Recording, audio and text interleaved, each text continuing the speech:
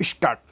अध्यक्ष महोदय, हमारे दल ने असम राज्य की समस्या को जिस रूप में समझा है उसको हमारे दल के नेता ने इस सदन में अपने भाषण के समय स्पष्ट रूप से कह दिया है। मैं फिर से उसी बात को दोहराना नहीं चाहता हूँ। मैं इस बात से पूरी तरह से सहमत हूँ कि यह समस्या एक गंभीर समस्या है और देश की एकता के लिए, देश की आर्थिक स्थिति के लिए यह एक कठिन समस्या बनी हुई है।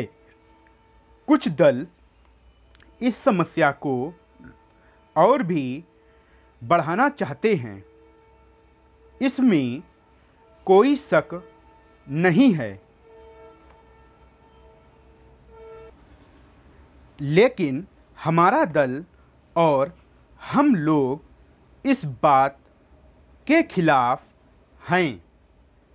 आप और हम भी यह चाहते हैं कि कुछ विदेशी शक्तियां, जिनकी चर्चा सदन में भी हो चुकी है, ये सभी काम कर रही हैं।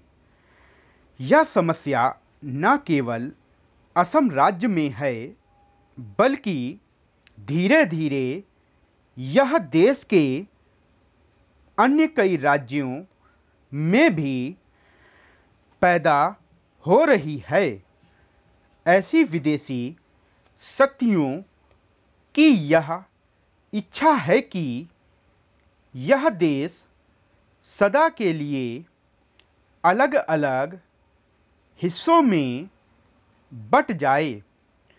अध्यक्ष महोदय, इस बारे में हम सरकार के साथ हैं। हम अपने देश की एकता को किसी भी कीमत पर भंग नहीं होने देंगे।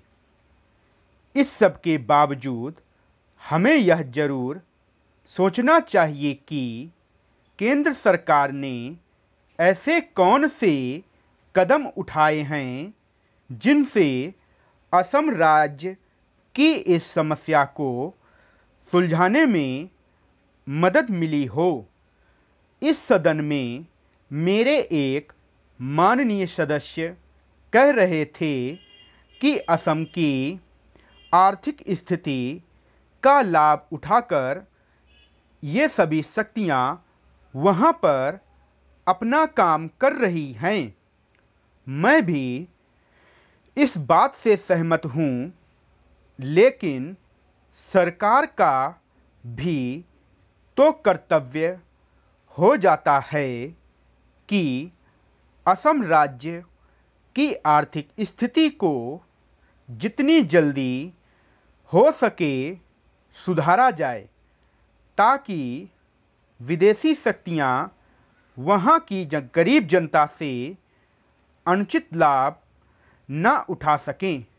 मुझे याद है, असम राज्य के मुख्यमंत्री जी ने बताया था कि असम राज्य के जो उन्नति के साधन हैं वे बड़े पैमाने पर बाहर चले जाते हैं, और इस ओर उन्होंने केंद्र सरकार का ध्यान भी आकर्षित किया था।